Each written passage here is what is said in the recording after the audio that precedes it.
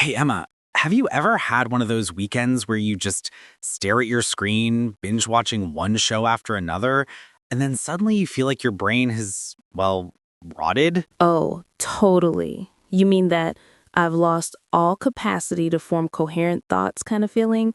Because, yep, I've been there. I think it even has a proper nickname now, brain rot. Exactly. People joke about it online all the time, especially gamers and meme enthusiasts. But honestly, it's not just a joke, right? There's some real science behind that mushy feeling. Absolutely. I read somewhere that what people call brain rot isn't literal decay, of course, thankfully, but it's kind of a mental fatigue phenomenon. The brain can get overwhelmed with passive information, especially when you're not actively engaging with it.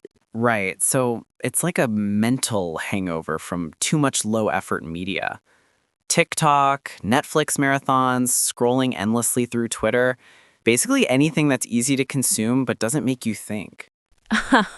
Mental hangover. I love that. Yeah, and the funny thing is, we all know it happens, but we don't really stop ourselves. Like last weekend, I spent almost 6 hours just watching cooking videos, mindless scrolling, laughing at food fails, and suddenly I couldn't even remember the simplest things I wanted to do. Oh man, I feel that. And the more you try to push through it, the worse it gets. I once tried to write an essay after a full day of researching memes. Total disaster. My brain just refused to form coherent sentences. Exactly. And there's some interesting psychology behind it. It's related to cognitive overload, where your brain receives more information than it can actively process. If you're passively consuming content all the time, your prefrontal cortex, the part responsible for decision making and problem solving, basically goes on strike. Imagine your prefrontal cortex holding a little protest sign. No more memes today, please. Exactly. And it's not just memes. Even repetitive tasks at work or school can cause the same effect. Endless meetings, mindless data entry, scrolling emails. Your brain slowly turns to mush if you're not careful. It's crazy because most people use the term casually, like, ugh, I've got brain rot. But there's a kernel of truth. Over time, if your brain doesn't get proper stimulation, your attention span, memory, and even creativity can take a hit. Totally. That's why I like mixing it up. Even during lazy weekends, I try to throw in something that makes me think, like puzzles, reading an article in depth, or even having a conversation where I actually have to articulate ideas instead of just consuming content. That makes sense. It's like working out a muscle. If you just let it sit there scrolling endlessly, it's going to atrophy, or at least feel like it. Exactly. And that's probably why the online culture really embraced brain rot as a term. Gamers, for example, often describe those long sessions of repetitive gameplay as brain rotting experiences. Not that gaming is bad, it's just passive and repetitive if you're not actively strategizing or learning. Yeah, and social media too. People doom scroll, endlessly going through bad news feeds. You feel informed, but your brain is exhausted by the end of it. That's the irony. You think you're staying sharp, but you're actually wearing yourself down. And the worst part is, it sneaks up on you. A couple of hours of passive scrolling feels harmless, but suddenly you look up and bam, your brain is mush. And I love how relatable it is. Like everyone jokes about brain rot, but it's so universal now. College students, professionals, even retirees, people feel this after too much passive engagement. Absolutely. And there's even research supporting it. Studies on attention and working memory show that when people are overexposed to low effort stimuli, their executive function can temporarily decrease. So when someone says their brain is rotting after a Netflix binge, it's kind of backed by neuroscience. Makes me wonder, though, how much is temporary and how much actually affects long-term cognition? Good question. From what I've read, the effects are mostly short term. Your brain recovers with rest, active engagement, and proper breaks. But if someone consistently consumes low effort content without any challenging cognitive tasks, there could be minor long-term effects on focus and memory efficiency. So maybe that's why people say reading a book after a long scroll session feels like a mental workout. Your neurons are waking up again. Exactly. And it's not just books. Writing, debating, solving problems, anything that requires conscious thought. The key is active versus passive engagement. Haha, so in a way, brain rot is a call to action, like a warning label. Your brain is idle. Time to do something challenging. I love that. And honestly, it makes the term fun. We all get brain rot, but now we can actually talk about it, analyze it, and even laugh at ourselves. Totally. And, there's also a cultural side to it. The memes, the jokes, the TikTok videos. It's a collective acknowledgement that everyone's feeling this sometimes. It's like a shared human experience. Exactly. And that's why we can joke about it so freely. It's relatable, scientifically grounded, and culturally pervasive. A perfect trifecta for a term that sticks. I think we've set a solid foundation for this episode. Next, we can dive into the history of the term, the most common scenarios that cause brain rot, and maybe some strategies to prevent it. Agreed. But first, maybe a coffee break. My brain already feels a little mushy just from talking about brain rot. Same here. All right, coffee first, then we'll tackle the science part. So, Jake, have you ever wondered where the term brain rot actually came from? Yeah, I've seen it pop up a lot online, especially in gaming communities and meme culture. Exactly. Gamers would joke about their brains rotting after hours of repetitive gameplay, like grinding in RPGs or endless matches in shooters. Then it spread to social media, TikTok, Reddit, Twitter. Anyone consuming a ton of passive content suddenly started calling it brain rot.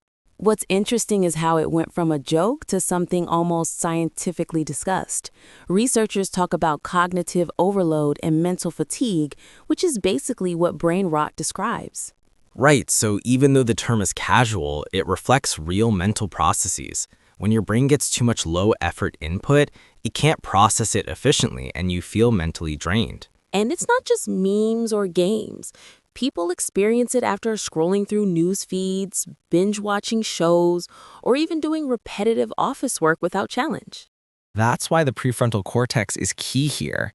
It manages decision-making, focus, and problem-solving. If it's overstimulated with passive content, it temporarily slows down. Exactly. And studies on attention span show that excessive passive consumption can reduce working memory performance, even if just temporarily. Which makes sense. Ever try to read a book after a full day of doom scrolling? Your focus is shot. Totally. And the funny part is, the online community embraced brain rot as a shared experience. Everyone could relate to that fuzzy, distracted feeling. I think that's what makes the term stick. It's funny, relatable, and based on actual brain function. Yep. And it also shows the difference between passive and active engagement. Watching something, scrolling, or doing repetitive tasks is passive. Solving a puzzle, writing, or thinking critically is active. So brain rot isn't permanent. It's reversible with the right type of mental activity. But the casual term captures the feeling perfectly. Exactly. And now people use it not just for games or memes, but for anything that leaves you mentally mushy and a bit out of focus. It's kind of fascinating how language evolves with culture and technology. Brain rot is both a joke and a psychological observation at the same time. So Emma, now that we've talked about where the term came from, I think it's fun to look at how brain rot shows up in everyday life. People deal with it way more than they realize. Totally. Like students, for example. Imagine pulling an all-nighter studying, then scrolling TikTok for just a break, and suddenly your brain feels completely fried. Oh yeah, or that moment at work when you've been in back-to-back meetings for hours. You open one more spreadsheet and your brain just says, nope, we're done here. And social media makes it so much worse. Doom scrolling late at night creates that heavy, foggy feeling the next morning where even making breakfast feels like a challenge. Exactly. I've had days where I watched so many short videos that switching to a longer YouTube documentary felt impossible. My attention span was gone. It's funny, but also kind of real. Our brains get used to instant dopamine hits, and then anything that requires patience feels like climbing a mountain. Oh, and gaming. You know those long sessions where you repeat the same mission or grind levels? After a few hours, your brain just melts. Yep, and people even get brain rot from streaming shows. If you binge an entire season in one day, by the end, you can barely remember the plot. I've definitely experienced that. You finish the show and someone asks what happened, and suddenly you can't recall half the characters' names. Another example is endless multitasking. Switching between apps, messages, and tabs all day makes your brain feel scattered and overloaded. For sure. I've had days where I switch between 10 tabs so quickly that I forget why I opened any of them. Classic brain rot moment. And even conversations can create it. If you're talking to someone while constantly checking notifications, your brain starts fragmenting attention. Right, and that scattered feeling builds up. At the end of the day, you're exhausted without even doing anything physically demanding.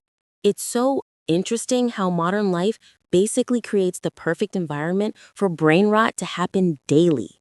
And most people just accept it as normal when it's actually a sign their brain needs some kind of reset. Exactly. And recognizing the triggers is the first step to dealing with it. So, Emma, after all these examples of everyday brain rot, it makes you wonder, how do people actually recover from it? I mean, is there a real way to reset your brain after it gets overloaded? Yeah, actually, there are. One of the simplest methods is switching from passive to active engagement, like reading, writing, or doing something that forces your brain to think instead of just absorb. That makes sense. It's like giving your brain a small workout after too much laziness. Even something simple like journaling or solving a puzzle can wake things up. Totally. And breaks are super important. Short pauses, stretching, or even stepping outside for 5 minutes can restart your mental energy way better than scrolling social media. Oh, for sure. I've noticed that when I take a real break, not a phone break, I feel sharper afterward. It's wild how much difference 10 minutes can make. Exactly. And another big thing is moderation. People don't need to quit shows, games, or social media. They just need to balance it with activities that challenge the brain a little. And sleep. We don't talk about it enough, but a proper night's sleep clears mental fog like magic. Half the brain rot feeling disappears after good rest. True. And hydration, food, even light exercise help too.